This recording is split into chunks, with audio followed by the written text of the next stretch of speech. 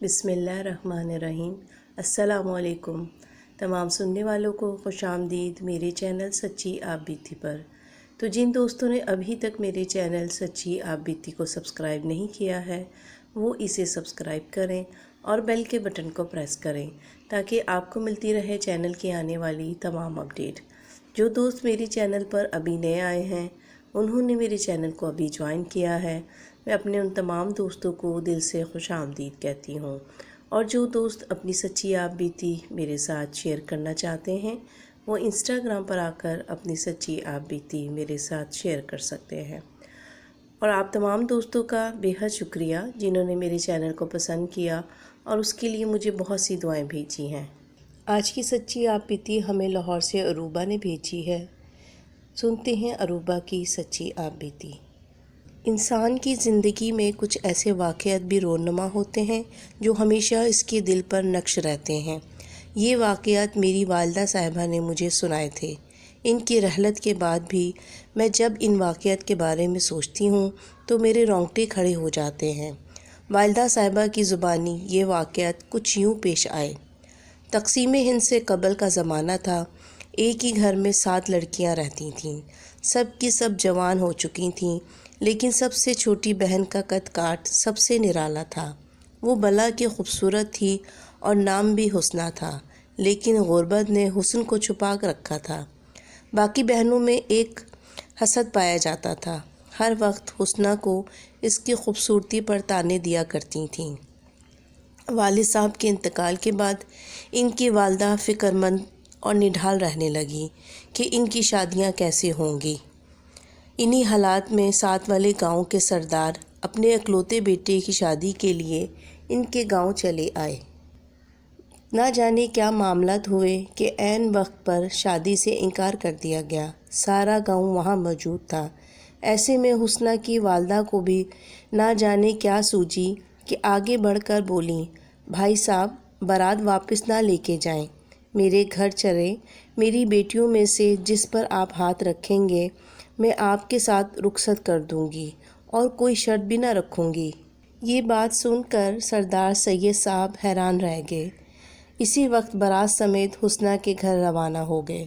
جب سب لڑکیوں کو سامنے لایا گیا تو سردار صاحب کی نظر حسنہ پر ٹھہر گئی۔ غربت اور لالٹین کی روشنی میں بھی حسنہ چاند کی طرح چمک رہی تھی۔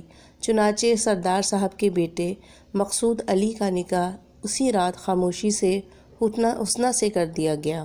وہ بیاہ کر دوسرے گاؤں چلی گئی۔ حسنہ صرف حسین صورت ہی نہیں تھی بلکہ حسین سیرت بھی تھی۔ دنوں میں ہی اس نے گھر بھر کو اپنا گرویدہ کر لیا تھا۔ فرما برداری اور تابع داری ان میں کوٹ کوٹ کر بھری تھی۔ سردار سید صاحب کی 2 بیویاں تھیں۔ پہلی بیوی سے ایک بیٹا مقصود اور 3 بیٹیاں تھیں، جبکہ دوسری بیوی سے صرف ایک بیٹا تھا جو ماں کے لاڈ پیار کی وجہ سے لاپرواہ واقع ہوا تھا۔ دونوں بیویوں کے الگ الگ گھر تھے، اسی لیے دونوں امن اور صلح پسندی سے رہتی تھیں۔ دراصل مقصود علی ہی میرے نانا جان اور میری والدہ مرحومہ کے ابا تھے۔ جب میری والدہ سیدہ ختیجہ پیدا ہوئیں تو خاندان میں بہت خوشیاں منائی گئیں۔ وہ خاندان کی پہلی اولاد تھیں۔ ان کو سونے چاندی کے زیورات سے سجا دیا گیا۔ ہر وقت ان کا خیال رکھا جاتا اور ہر خواہش پوری ہوتی۔ سردار صاحب گاؤں کے سردار ہونے کے ساتھ ساتھ ایک بہترین حکیم اور اللہ والے بھی تھے۔ ہر بیماری کا علاج خواہ دعا سے ہوتا ہو یا دعا سے کر دیا کرتے تھے۔ غرض یہ کہ وقت بہت اچھا گزر رہا تھا، لیکن کون جانتا تھا کہ مشکلات کا ایک سلسلہ شروع ہونے کو ہے۔ اسی دوران پاکستان بن گیا اور مسلمان جوگ در جوگ پاکستان کی طرف نقل مکانی کرنے لگے۔ جب سردار صاحب کے گھرانے کی مشکلات بڑھیں تو انہوں نے بھی رحلت سفر باندھا اور ارادہ کیا۔ یہ کیا کہ جب ہنگامے سرد ہو جائیں گے تو واپس اپنے گھر لوٹ جائیں گے۔ اسی خیال سے تمام قیمتی سامان اور زیورات کو ایک صندوق میں بند کر کے حویلی کے ایک کمرے میں دفن کر دیا اور نشانی لگا دی کہ واپس آ کر اسی کمرے میں کھدائی کر کے تمام زیورات نکال لیں گے۔ جو بعد میں بھی کبھی ممکن نہ ہوا۔ خیر، پاکستان آنے کے لیے کتنی مشکلات کا سامنا کرنا پڑا، یہ الگ داستان ہے۔ پاکستان آنے کے بعد کیمپوں میں ڈیرا ڈال دیا گیا۔ ان دنوں حکومت کی طرف سے یہ اعلان کیا گیا کہ جو بھی صاحب جائیداد ہیں اپنے مکانات کے کاغذات دکھا کر اپنے نام نئے مکان الاٹ کرا لیں۔ چنانچہ سردار صاحب نے بھی حویلی کے کاغذات دکھا کر اپنے لیے مکان الاٹ کرا لیا۔ یہ مکان ڈیرہ اسماعیل خان میں تھا۔ جب سردار صاحب کا خاندان وہاں پہنچا تو معلوم ہوا کہ یہ ہندوؤں کا بنایا ہوا ایک 4 منزلہ گھر تھا۔ گھر خاصا بڑا تھا، گویا حویلی کے بدلے حویلی مل گئی۔ سب لوگ خوش ہو گئے، مگر وہ یہ نہیں جانتے تھے کہ یہ اس گھر میں ان کے علاوہ اور کون سی مخلوق آباد تھی۔ تالے توڑ دیے گئے اور گھر کھول دیا گیا۔ سردار صاحب اور ان کی دونوں بیویاں گھر کی سب سے نچلی منزل پر رہائش پذیر ہو گئے، جبکہ سردار صاحب کی تینوں بیٹیاں دوسری منزل پر اور بیٹا یعنی میرے نانا جان مقصود علی اور ان کی بیوی بچی گھر کی تیسری منزل پر رہنے لگے۔ سیدہ ختیجہ کی عمر اس وقت 5 برس تھی۔ گھر بہت بڑا تھا۔ اتنے لوگوں کے رہنے کے باوجود بھی گھر کے بہت سے کمرے بند پڑے تھے جن کو کھولا نہیں گیا تھا۔ سب کا خیال تھا کہ واپس تو جانا ہی ہے تو فالتو کمروں کو نہ کھولا جائے، اور یہ بھی ہو سکتا ہے کہ اس گھر کا اصل مالک واپس آ جائے، اسی لیے کمروں کو کھولا نہیں گیا۔ چنانچہ ساتھ فرنیچر نہیں لایا گیا تھا، اسی لیے گھر میں موجود فرنیچر جو کہ خوبصورت لکڑی سے بنا تھا استعمال میں لے آئے۔ صاف صفائی کے بعد گھر کا نقشہ ہی بدل گیا۔ مٹی اور جالے ہٹے تو گھر کی اصل صورت سامنے آئی۔ قدیم زمانے کے طرز پر بنا یہ گھر اپنے پرانے مالک کے ذوق کی داد دیتا معلوم ہوتا تھا۔ قطار در قطار بنے کمرے، کمروں کے آگے بنے براندے اور مضبوط ستون ایک عجیب تاثر پیش کرتے تھے۔ الماریاں، طاقدان اور جھروکے لکڑی کے کام سے آراستہ تھے۔ کچھ دن تو یوں ہی کام کاج میں گزر گئے۔ حسنہ ان دنوں 5 ماہ کی حاملہ تھی۔ گھر میں کام کرتے انہیں ایسا محسوس ہونے لگا جیسے کوئی ان کو گھور رہا ہے، مگر تلاش کرنے پر بھی انہیں کوئی بھی دکھائی نہ دیتا۔ انہوں نے اپنی ساس سے اس بات کا ذکر کیا تو وہ سیدھی سادی عورت تھی۔ وہ بولی، بیٹی اکیلی نہ رہا کرو، ایسی حالت میں ایسا محسوس ہوتا ہے۔ حسنہ نے بات پلے باندھ لی۔ وہ جب بھی صفائی کے لیے تیسری منزل پر جاتی ختیجہ کو بھی ساتھ لے جاتی، مگر اس گھورنے کی کیفیت میں فرق نہ پڑا تھا، بلکہ اب مزید پریشانی بڑھنے لگی تھی۔ ہوتا یوں تھا کہ وہ بستر ٹھیک کر کے جاتی، مگر دروازے تک پہنچنے سے پہلے ہی بستر الٹ پلٹ ہوا ملتا۔ کبھی الماریاں کھلی ہوئی ہوتی، کبھی مٹی سے کمرہ گندا ملتا، مگر جیسے ہی صفائی کے لیے جھاڑو ہاتھ میں لے کر آتی، سب صاف ستھرا، ہر چیز اپنی جگہ پر ہوتی۔ اس بات سے ان کو بہت ڈر لگتا تھا، مگر وہ کسی سے بیان نہ کرتی۔ اندر ہی اندر بیمار پڑنے لگیں۔ اسی دوران ایک اور عجیب بات ہوئی۔ گرمیوں کا موسم تھا، سب گھر والے چھت پر سوئے ہوئے تھے۔ رات کے پچھلے پہر اچانک کسی نے سیدہ ختیجہ کے پاؤں کا انگوٹھا اس زور سے کھینچا کہ اس کی آنکھ کھل گئی۔ اس نے دائیں بائیں دیکھا تو سب کو سوتے ہوئے پایا۔ جب چارپائی کی پتائی کی جانب نظر اٹھائی تو کیا دیکھتی ہیں کہ ان کی ہم عمر ایک بچی وہاں کھڑی ہے۔ بچی نے ہندو رواج کے مطابق کپڑے پہنے ہوئے تھے۔ ختیجہ کی عمر اتنی کم تھی کہ وہ سمجھ نہ سکی کہ رات کے اس پہر یہ لڑکی ان کے گھر میں کہاں سے آئی ہے۔ بچی نے ہونٹوں پر انگلی رکھ کر خاموش رہنے کا اشارہ کیا اور اپنے پیچھے آنے کا کہہ کر سیڑھیوں کی طرف گئی۔ ختیجہ بھی اس کے پیچھے سیڑھیاں اترنے لگی۔ وہ بچی ختیجہ کو لے کر سب سے نچلی منزل کے کونے میں بنے آخری کمرے میں آ کے کھڑی ہو گئی۔ یہ کمرہ تھا جس کا تالا تو توڑا نہیں گیا تھا۔ حیرت انگیز بات یہ تھی کہ اس وقت وہ کمرہ کھلا ہوا تھا۔ اندر سے بچوں کی آوازیں بھی آ رہی تھیں۔ ختیجہ خوشی خوشی اس بچی کے ساتھ کمرے میں چلی گئی۔ وہاں 3 بچے اور بھی تھے۔ وہ تینوں لڑکے تھے۔ ان کی عمریں بھی کم و بیش 6-7 سال تھی۔ ان سب نے اپنا نام رام، شام، سیتا اور لکشمن بتائے۔ ختیجہ بہت خوش ہو گئی۔ اس گھر میں اس کا ہم عمر کوئی بچہ نہ تھا۔ اسے اور کیا چاہیے تھا؟ وہ صبح ہونے تک ان بچوں کے ساتھ کھیلتی رہی، اور جب اذان کی آواز سنائی دی تو انہوں نے جانے کا کہا اور کسی کو نہ بتانے کا وعدہ بھی لیا۔ اس سے سب کے سب دیوار میں لگی انگیٹھی میں جا کر غائب ہو گئے۔ ختیجہ بھی کمرے سے باہر آ گئی اور برآمدے میں پڑے تخت پر سو گئی۔ صبح سردار صاحب نے ختیجہ کو چھت پر نہ پایا تو سب کو جگا دیا۔ ہر کوئی حیران و پریشان تھا۔ سب نیچے آئے تو کیا دیکھتے ہیں کہ ختیجہ نیچے تخت پر سو رہی ہے۔ جب پوچھا کہ وہ نیچے کیسے آئی تو ختیجہ نے کہا کہ پیاس لگی تھی، پانی پینے آئی تو یہیں سو گئی۔ پھر بات آئی گئی ہو گئی۔ پھر تو یہ دستور بن گیا۔ ہر رات 3 بجے کے قریب سیتا یا کبھی لکشمن آ کر ختیجہ کو جگا کر اپنے ساتھ کھیلنے لے جاتا۔ اسی کمرے میں سب کھیلتے، مگر دن میں وہ کمرہ بند ملتا۔ دن گزرتے گئے، حسنہ کی پریشانیاں جوں کی توں تھیں، اور ختیجہ کی رات کی روایت بدستور قائم تھی۔ وہ اکثر ماں سے شام، سیتا یا لکشمن کا ذکر کرتی تھی، لیکن پوچھنے پر انکار کر دیتی۔ حسنہ سوچتی کہ شاید محلے میں کوئی ہندو گھرانہ ابھی باقی ہے، ان کے بچوں کے نام ہوں گے۔ اسی دوران حسنہ نے ایک صحت مند بیٹے کو جنم دیا، جس کا نام اصغر علی رکھا گیا۔ وہ ایک پیارا بچہ تھا۔ گھر کے سبھی افراد اس کے وارے نیارے ہوتے۔ پھر حسنہ بھی ٹھیک نہ تھی، اسی لیے گھر والوں کی ساری توجہ اصغر علی اور حسنہ کی طرف مبذول ہو گئی، اور ختیجہ کو نظر انداز کر دیا گیا۔ ایسا نہیں تھا کہ اس کے کھانے پینے کی بھی فکر نہ ہوتی تھی، بس یہ وہ کس کے ساتھ کھیل رہی ہے، کیا کر رہی ہے، اوپر ہے یا نیچے، اس کا پتہ نہ چلتا تھا۔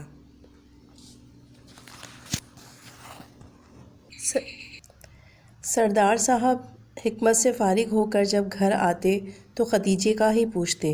ایک دن انہوں نے سوچا کہ ختیجہ کو رات میں وہ اپنے پاس ہی سلایا کریں گے۔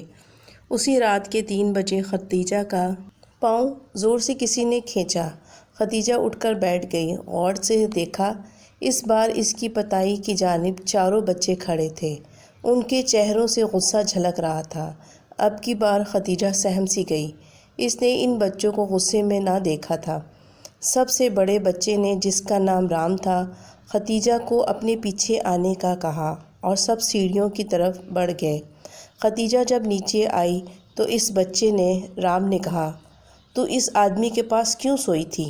ختیجہ نے کہا، وہ میرے دادا جان ہے۔ رام نے کہا کہ وہ آدمی ان کو دیکھ سکتا ہے، اسی لیے وہ سب کہیں اور جا کر کھیلیں گے۔ وہ چاہتے تھے کہ ختیجہ ان کے ساتھ چلے، لیکن ختیجہ خوفزدہ ہو گئی۔ وہ واپس جانا چاہتی تھی، مگر دروازہ بند ہو گیا اور ختیجہ سے کھل نہیں رہا تھا۔ وہ زور زور سے رونے لگی اور چلانے لگی۔ سردار صاحب اچانک اٹھ کر بیٹھ گئے۔ ختیجہ کے بستر کی طرف دیکھا تو وہ خالی تھا۔ وہ تیزی سے نیچے آئے تو بند کمرے میں سے ختیجہ کے رونے کی آواز آ رہی تھی۔ انہوں نے دروازہ کھولنے کی بہت کوشش کی، مگر دروازے پر تو تالا لگا تھا، جو کبھی کھل ہی نہیں گیا تھا۔ روتے روتے ختیجہ نے مڑ کر دیکھا تو بچوں کی صورتیں سیاہ ہو گئی تھیں۔ وہ لمبے ہو کر چھت کی طرف بڑھ رہے تھے۔ یہ منظر دیکھتے ہی ختیجہ بے ہوش ہو کر گر پڑی۔ سردار صاحب کو اسی لمحے لوہے کی ایک سلاخ دکھائی دی۔ انہوں نے کنڈی میں ڈال کر کھینچا۔ تالا تو نہیں ٹوٹا، مگر کنڈی ٹوٹ گئی۔ دروازہ کھل گیا۔ ختیجہ دروازے کے قریب ہی بے ہوش پڑی تھی۔ وہ اسے اٹھا کر تخت پر لائے، گھر والوں کو آوازیں دیں۔ تھوڑی ہی دیر میں سب کے سب وہاں جمع ہو گئے۔ کسی کی سمجھ میں نہ آیا کہ ختیجہ اندر کیسے پہنچ گئی۔ جب ختیجہ کو ہوش آیا تو وہ کمرے کو دیکھ کر چلانے لگی اور حسنہ سے لپٹ گئی۔ سردار صاحب نے اس پر دم کیا اور طاقت کی دوائی پلائی۔ وہ بار بار انگیٹھی کی طرف دیکھ کر کہتی کہ اس کے پیچھے گندے بچے گئے ہیں۔ سردار صاحب نے سب کو اوپر جانے کا حکم دیا اور خود وہیں تخت پر بیٹھ گئے۔ سب کے جانے کے بعد سردار صاحب نے کمرہ چیک کیا۔ انگیٹھی کے پیچھے ایک تہہ خانہ تھا جس میں 4 بت رکھے گئے تھے اور فرش پر کالے علم کے عجیب نشانات تھے۔ سردار صاحب نے باہر آ کر حصار باندھا اور پڑھائی شروع کر دی۔ آدھے گھنٹے کے بعد کمرے میں دھواں بھرنے لگا۔ پھر ایسا لگا جیسے کمرے میں آگ لگ گئی ہو۔ چیخنے چلانے کی آوازیں آنے لگیں۔ سردار صاحب بآواز بلند اسم اعظم کا ورد کرتے رہے۔ رفتہ رفتہ سب آوازیں تھم سی گئیں۔ سردار صاحب نے کڑکدار لہجے میں پوچھا کہ کون ہو تم لوگ اور بچی کو کیوں ستا رہے ہو؟ دروازے میں سے 4 ہولے نمودار ہوئے۔ بنبناہٹ ہونے لگی مگر کچھ سمجھ میں نہ آتا تھا۔ سردار صاحب نے اپنا سوال دہرایا تو ایک سنسناتی سی آواز آئی، ہم قوم جنات میں سے ہیں اور انگیٹھی پر رکھے بتوں کے روپ دھارتے ہیں۔ ہمیں بچی پسند ہے، اس کی آواز اور صورت بے حد پیاری ہے، ہم اسے اپنی دنیا میں لے جانا چاہتے ہیں۔ سردار صاحب نے کہا، یہ ممکن نہیں۔ اس کے ساتھ ہی انہوں نے اسم اعظم کا خاص ورد کرتے ہوئے دروازے کے باہر چاک سے لکیریں لگا کر بندش کر دی۔ اب جنات اس کمرے میں مقید ہو گئے تھے مگر باہر نہیں آ سکتے تھے۔ سیاہ ہولوں سے سرخ انگارہ آنکھیں چمکیں اور ایک طیش سی بھری آواز ابھری، یہ کیا کر دیا تم نے؟ اب تم اس کا بدلہ چکاؤ گے۔ اس کے ساتھ ہی کمرے میں تیز روشنی چمکی اور سب اندھیرا ختم ہو گیا۔ صبح کی اذانیں شروع ہو گئیں تو سردار صاحب کمرے میں داخل ہوئے۔ انگیٹھی پر 4 بت رکھے تھے، 3 لڑکے اور 1 لڑکی کا بت تھا۔ سردار صاحب نے تینوں بتوں کو توڑ کر اسی انگیٹھی میں ڈال کر آگ لگا دی اور کمرے کو دوبارہ بند کر دیا۔ دروازے پر آ کر آیت کریمہ آیت کرسی کی مہر لگا دی۔ اسی روز ختیجہ کو سخت بخار ہو گیا جو بعد میں چیچک کی بیماری میں تبدیل ہوا۔ کوئی دوا کارگر نہ ہوئی، نہ دوا کام آ رہی تھی۔ سردار صاحب نے ختیجہ کی صحت کے لیے پڑھائی شروع کر دی۔ ان کے ورد اور دعا سے ختیجہ ٹھیک تو ہو گئی مگر چیچک کے داغ اس کے کومل چہرے پر تمام عمر کے لیے پیوست ہو گئے۔ پورے گھر پر ایک پراسرار سی طاری تھی۔ ایک دوسرے سے اس بارے میں کوئی بات بھی نہیں کرتا تھا۔ حسنہ کی طبیعت خراب رہنے لگی۔ ہر آہٹ پر وہ چونک جاتی اور وحشت سے ایک کونے کی طرف تکنے لگتی۔ ایسا لگتا تھا جیسے انہیں کوئی وہاں کھڑا ہوا دکھائی دے رہا ہو۔ باقی گھر والوں کو ایسا کچھ بھی دکھائی نہیں دیتا تھا۔ مقصود علی ان واقعات سے بہت پریشان تھے۔ وہ سردار صاحب سے روحانی علوم جلد سے جلد سیکھنا چاہتے تھے تاکہ اپنی بیوی اور بچوں کو ان شیطانی طاقتوروں کے اثر سے محفوظ رکھ سکیں۔ حسنہ کی خاموشی بڑھتی جا رہی تھی۔ اب وہ بات چیت بالکل نہیں کرتی تھیں۔ کوئی سوال پوچھا جاتا تو ہوں ہاں میں جواب دے کر کچن کی طرف چلی جاتی۔ ختیجہ معصوم تھی، وہ نہیں جانتی تھی کہ تقدیر نے اس کے ساتھ کیا کر دیا ہے۔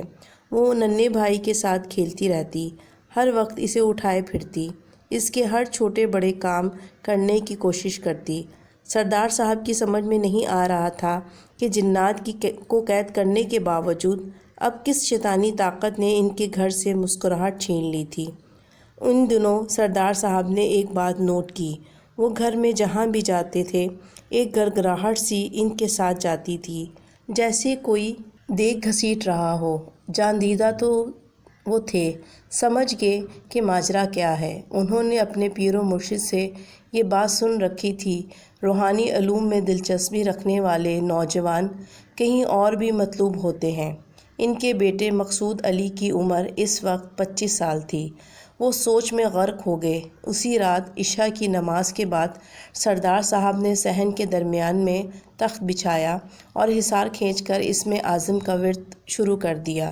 کچھ ہی دیر گزری تھی کہ گڑگڑاہٹ ان کے تخت کے قریب آ کر رک گئی، پھر سانپ کی پھنکار سنائی دی، لیکن سردار صاحب کا ورد رکا نہیں۔ پھر یوں لگا جیسے چاروں طرف سرسرا رہے ہوں۔ رات کا اندھیرا پھیل رہا تھا۔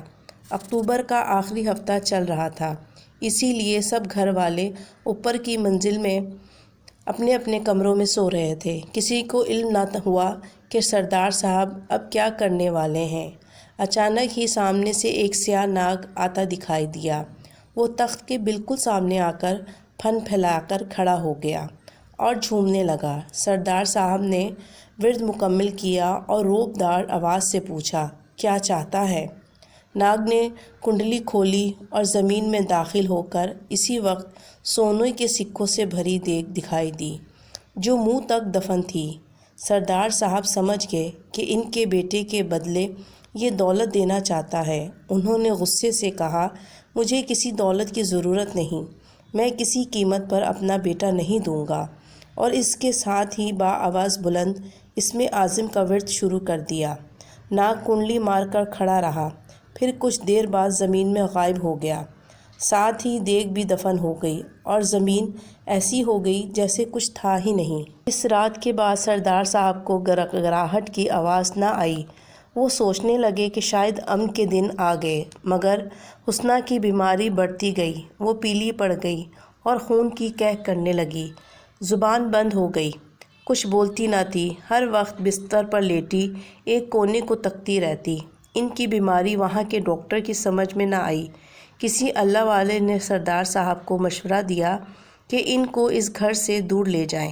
سردار صاحب اس گھر سے ویسے بھی مطمئن نہ تھے، چنانچہ سب گھر والوں کے مشورے سے لاہور آ گئے۔ یہاں ایک چھوٹا سا گھر بنا لیا، مگر حسنہ کو نہ ٹھیک ہونا تھا نہ وہ ہوئی۔ ایک رات خاموشی سے وہ اس دنیا کو چھوڑ کر چلی گئیں۔ اس وقت اصغر علی کی عمر 1.25 سال تھی اور ختیجہ 7 سال کی۔ ختیجہ پر دوہری ذمہ داری آ گئی تھی، چھوٹے بھائی کو سنبھالنے کی۔ وہ کسی اور کے پاس رہتا بھی کم تھا۔